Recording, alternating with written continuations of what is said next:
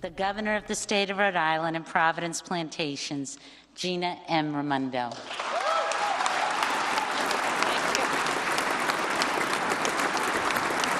Thank you. Thank you. Thank you.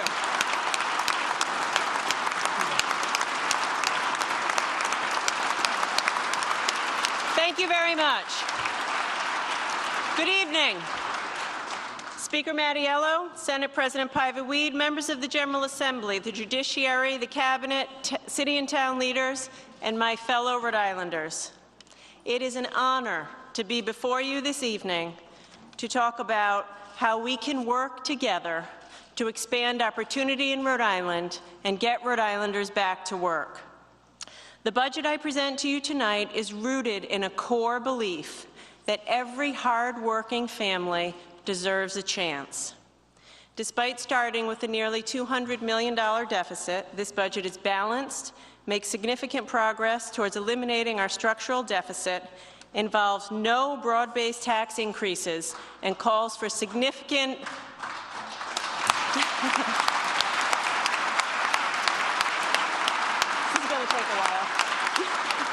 and calls for significant investments in economic growth and education.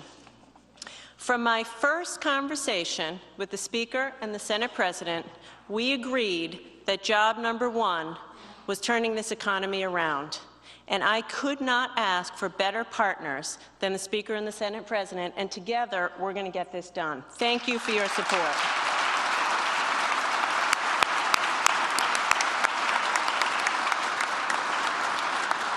The fact of the matter is, our biggest problem is that our economic engine is out of gas. In the last few decades, we've lost 80,000 manufacturing jobs, and we haven't positioned ourselves for growth in new, high-growth, high-wage industries. And the jobs we are creating are low-wage jobs. As a result, the median income in Rhode Island is about $46,000 a year, compared to $57,000 in Massachusetts and $60,000 in Connecticut. We're among the last states in the nation in employment and one of the oldest states in America, because all of our young folks are leaving to find good jobs elsewhere. You know, all most people want is a chance. They want a chance to have a job to take care of their families. And parents just want a chance to give their kids opportunities better than they had. That's what my parents wanted.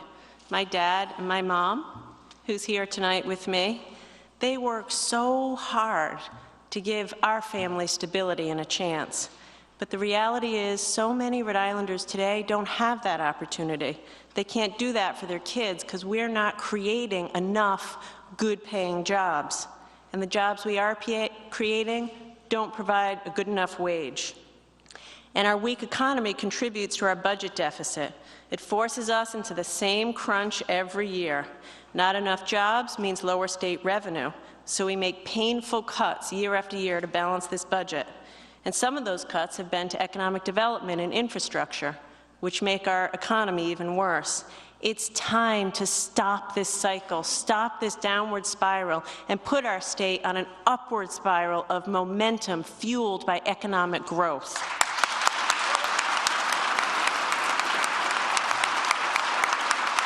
Now,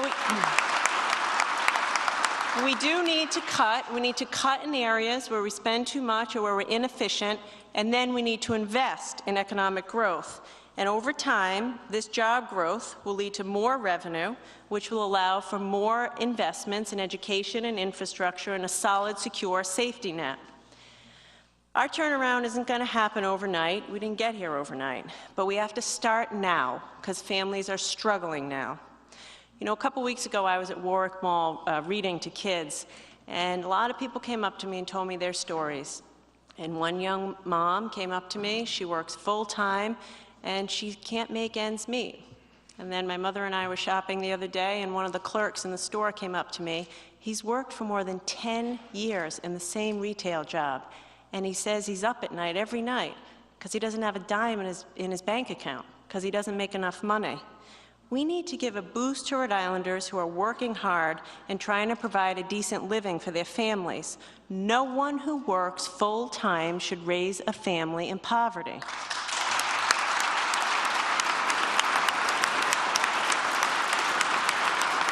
So that's why I'd like to work with you to raise the minimum wage to $10 an hour, because we need to do more to make work pay. This budget also expands the Earned Income Tax Credit from 10 to 15% over the next 2 years, which puts money directly in the pockets of working Rhode Islanders.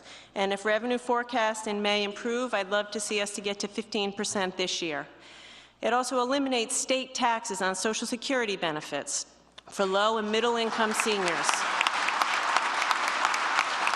So, Social Security is a crucial source of income for these seniors, and we've got to help them to make ends meet. Speaker Mattiello has been a leader in this effort, and we're going to work together to get it done.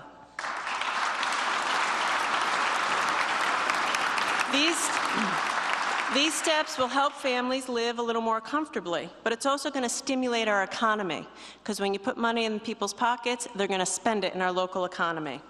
And as this immediate action takes hold, we must together turn our attention to taking bold steps to create opportunities for all the people of Rhode Island. Tonight I propose a comprehensive jobs plan that will operate in waves, with the first wave being the most robust to kickstart our effort. We can't just sit back and expect jobs to appear. The budget I present tonight sets us on a path to Rhode Island's comeback by focusing on 3 things. First, building the skills our students and workers need to compete in the 21st century. Second, attracting entrepreneurs and investment. And third, fostering innovation, including in our state government, to enhance accountability and deliver for our taxpayers. These 3 principles and an unwavering focus on creating jobs guided every decision we made in assembling the budget before you. Helping people build the skills they need to succeed is one of the best investments we can make. Since being elected, I've dedicated time every single week to talking to businesses, from the largest to the smallest, and I asked them all, what's it going to take for you to add jobs in Rhode Island? And the thing that I hear the most is they say they want a skilled workforce ready to work. We need to provide people with the training so Rhode Island is a more desirable place for 21st century businesses to want to be. This budget invests in each rung of the ladder: our schools, college affordability, and skills training for adults. The budget invests record amounts in K-12 public education and fully funds the education funding formula.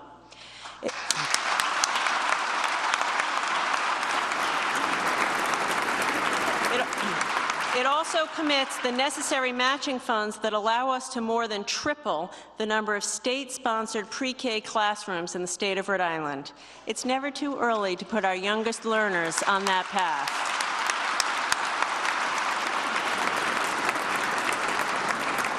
And we still have almost 2,000 kindergarten students who don't have access to full-day K.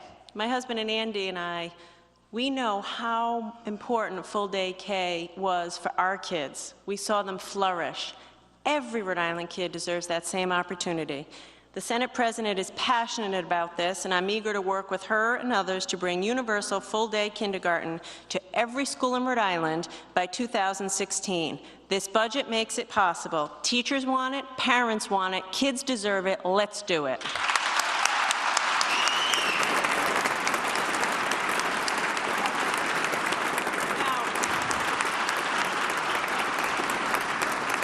Now, how are our kids going to learn if they're in schools that are crumbling? Too many of our kids go to school every day in buildings that have outdated heating systems, or they're in disrepair, or they lack modern security or technology for 21st century learning. I believe the time has come to lift the moratorium on school construction.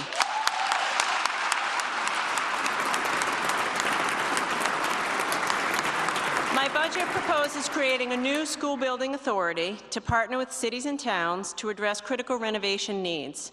We're seeding it this year with $20 million, and to keep it going, starting next year, we need to create a long-term and stable source of funds for this purpose. By doing this, we're going to put our kids in better schools, and we're going to put construction crews to work, some of whom haven't seen steady work in years.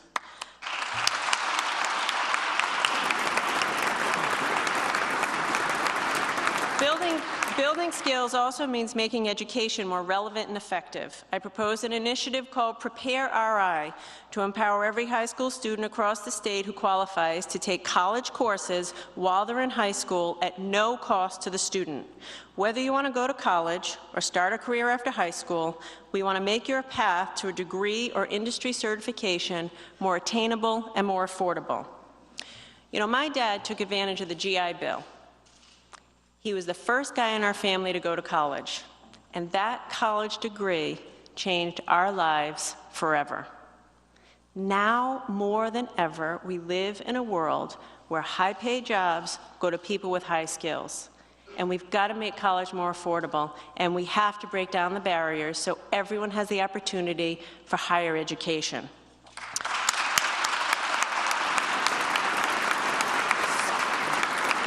So I propose restructuring our higher education grant programs to create a last dollar scholarship that begins to tackle the unmet financial need of Rhode Island students. In its first year, the program will invest $10 million in students with proven academic performance, but for whom the cost of higher education might be too high and might prevent them from going. I propose we do this by restructuring and consolidating redundant bureaucracies, specifically moving the Rhode Island Higher Education Assistance Authority into the Office of Post-Secondary Commissioner. These moves will enable the state to save money and fund these scholarships for Rhode Islanders. It's the right thing to do. Let's give these kids a chance, and let's get this done.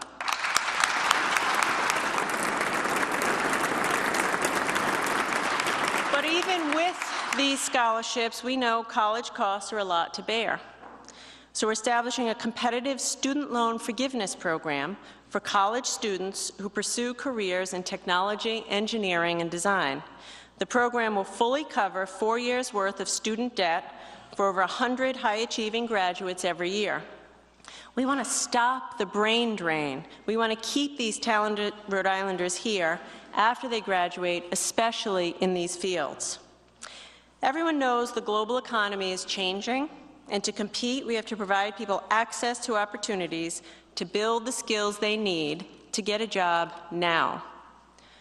Soon, I will announce a new approach to the way we do workforce training, where we partner with businesses to make sure we're training people for the jobs that actually exist, the jobs that are actually open right now.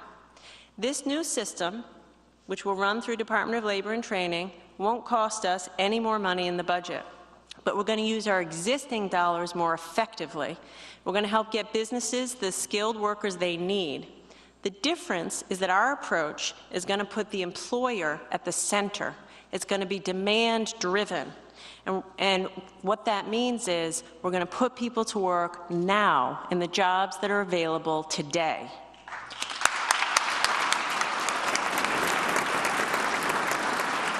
Now, while we're building skills, we also have to cultivate conditions to make Rhode Island an attractive place to do business and to invest. We've already begun by addressing our regulatory climate.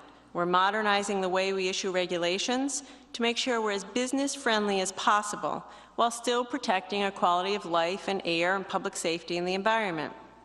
And we're reviewing old regulations to see what we can eliminate. We're clearing away burdensome underbrush in other areas, too. After examining over 300 licensed occupations in Rhode Island, I propose we eliminate 30 immediately. Wherever possible, we need to remove burdensome layers of bureaucracy to promote economic activity. Let's get rid of the barriers and put people to work.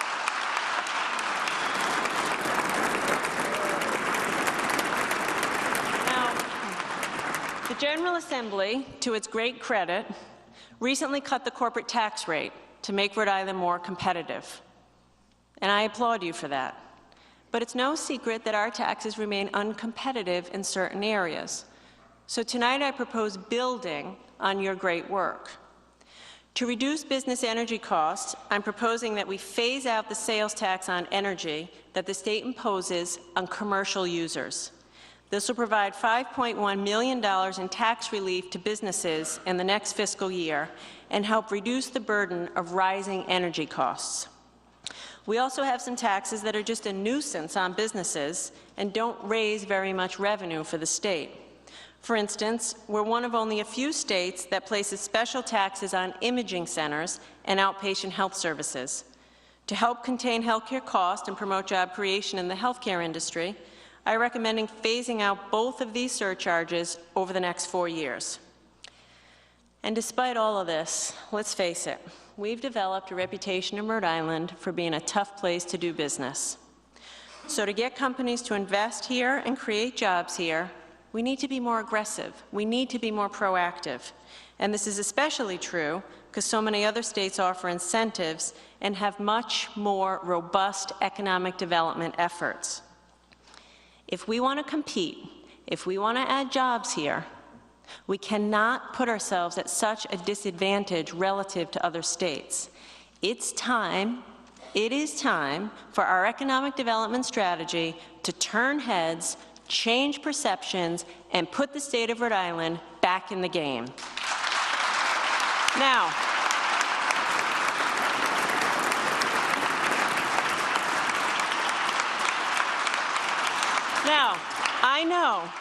I know we've made mistakes in the past with economic development. So we're going to learn from those mistakes, and we are never going to make those mistakes again. But we have to move forward.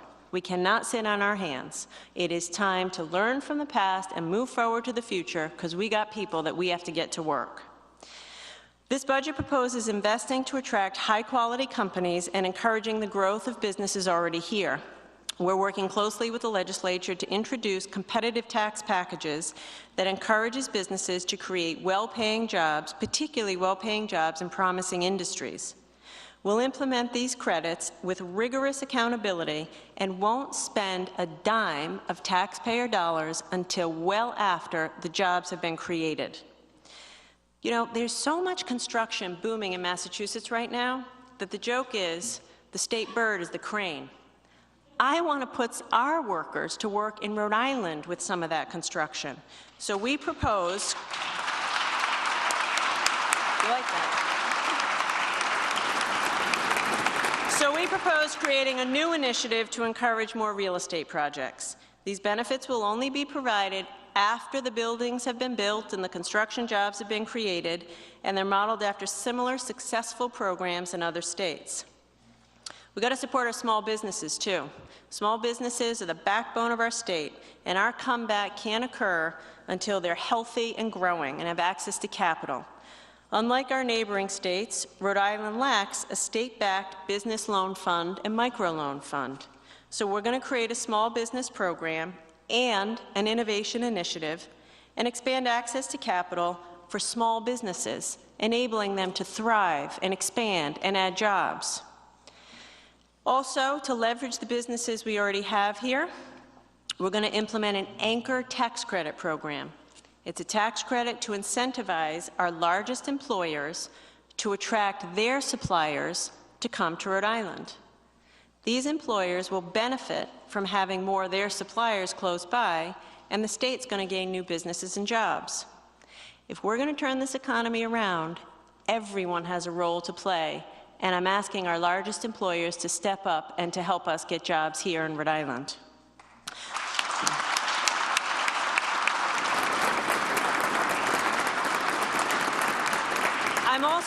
I'm also proposing a series of steps to grow our innovation economy.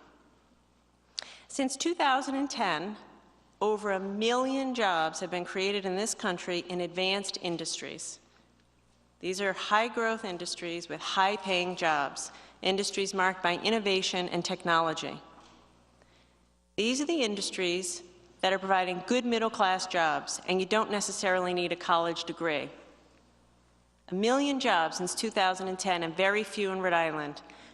It is time that our families get their fair share of those jobs, and we have an innovation strategy to develop advanced industries in Rhode Island.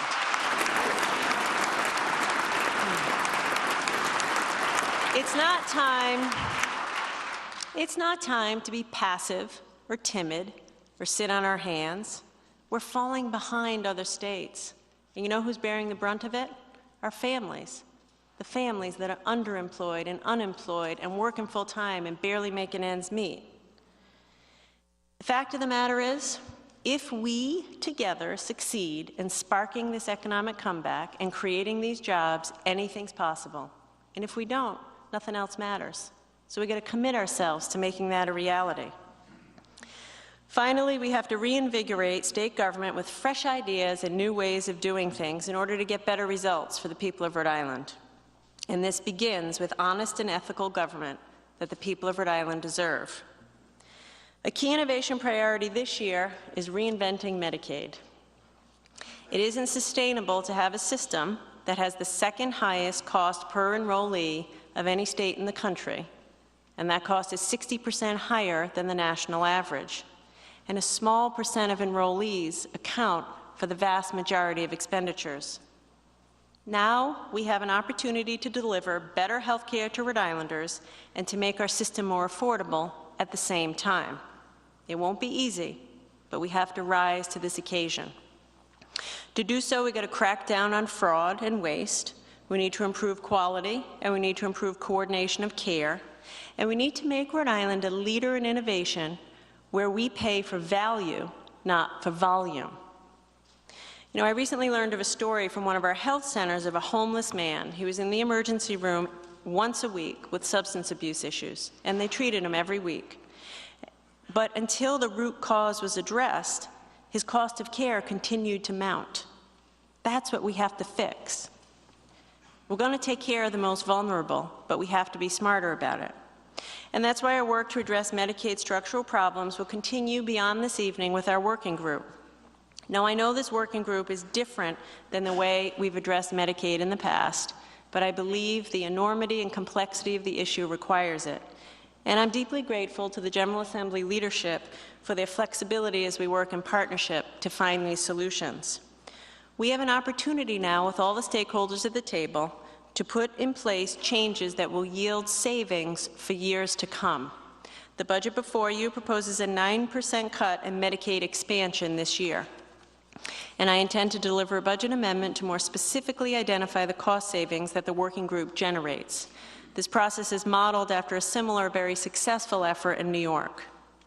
Our redesigned system will focus on providing a coordinated system of care that delivers better outcomes and more value for taxpayers. It's also long past time to modernize our personnel rules in state government. We want to recruit the best and reward the best and retain the best and ensure there's incentives in place. So this budget includes a proposal to provide state government with greater flexibility in hiring and managing personnel. In addition to a more efficient government, our goal is to achieve savings this year. The savings target this year is $22 million. If the revenue estimates in May are stronger, I'd ask the General Assembly to consider reducing the savings target. For my part, we plan to work collaboratively with state employees to reduce personnel costs in a way that causes the least amount of disruption, avoids significant layoffs, and honors the pay increases of the most recent contract. And for my part, I'm going to begin by cutting my own pay by 5% this year.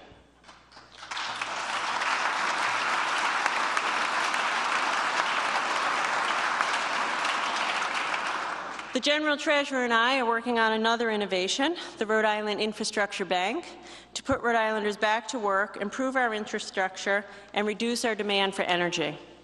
The bank will create a dependable source of capital to complete energy efficiency projects, and will integrate private capital into the mix of existing state funds to ramp up the deployment of clean energy technologies, while at the same time helping to create jobs. This infrastructure bank, along with the School Building Authority and the budget, which includes full funding for the Municipal Road and Bridge Fund, will put people back to work and will help our cities and towns to manage their property taxes. Now, despite all of our challenges, there's a lot to love about Rhode Island. We love our neighborhoods, we love our places to eat and our places to shop. I mean, for my family, a weekend in the summer isn't complete without a trip to San Joaquin Cove Beach. We need more people to experience the things that we love. But for too many years, we haven't maximized the effectiveness in our state-funded tourism efforts. Rather than spending resources in one concentrated way to maximize their impact, we've been sprinkling our resources across state-funded tourism bureaus around the state. I think the time has come to redesign how we market our wonderful state and attract visitors. The proposal in the budget restructures our tourism marketing efforts by concentrating resources behind a unified statewide tourism message, a unified brand for Rhode Island. Now, I know that this proposal is going to cause some concern among the local tourism bureaus, and it's a change from the way we've always done it. But let's work together in the next weeks and months to get this right, because if we do, we can supercharge our tourism efforts, and we can create thousands of tourism jobs, just like other states have done, thousands of jobs that our families deserve too. So let's get this done together.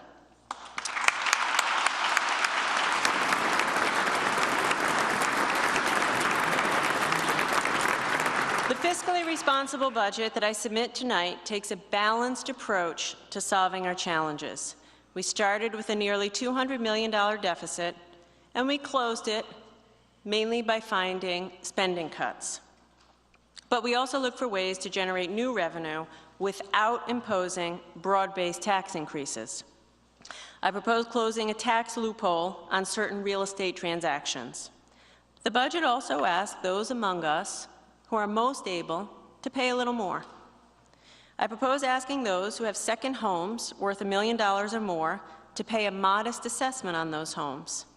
This new revenue source, together with certain other revenue enhancements, will fund our economic development efforts and will enable us to create the jobs that we so desperately need. We also have an opportunity now to take advantage of historically low interest rates to restructure and refinance some of our outstanding debt. By more actively managing our debt, something that other states have done, we'll be able to make important investments in job growth to jumpstart our economy. The funds that we'll generate through refinancing aren't going to be used to plug a budget hole. We have a chance here to do something great, to kickstart our economy. So we're going to use these refinancing proceeds as part of a long-term economic development strategy to jumpstart our economic growth and invest in very specific job-creating initiatives.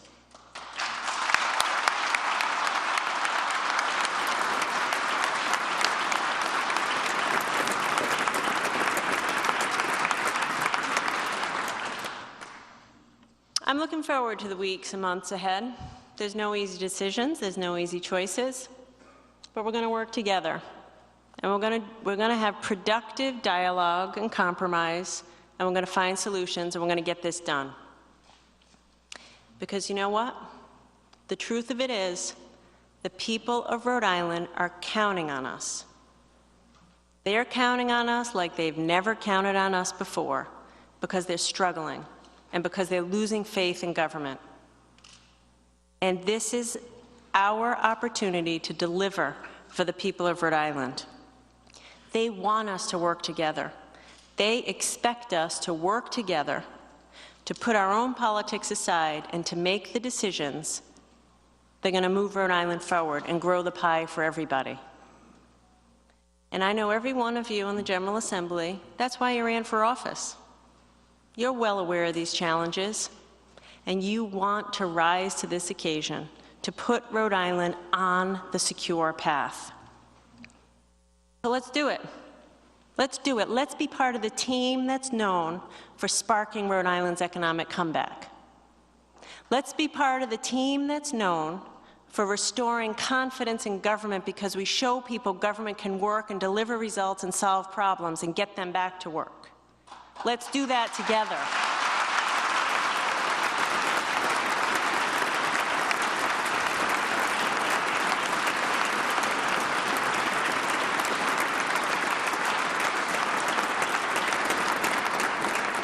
Let's be part of the team that restores optimism and confidence in Rhode Island's future. This budget that I propose tonight sets forth a path to a Rhode Island full of economic opportunity, where every hardworking Rhode Island family has a chance for a job and an opportunity and security. And I know we have a high hill to climb to get from where we are today to where we need to be. But we're going to climb that hill, you and me together. We're going to climb it together, and I suggest we start right now. Thank you, and I look forward to working with you.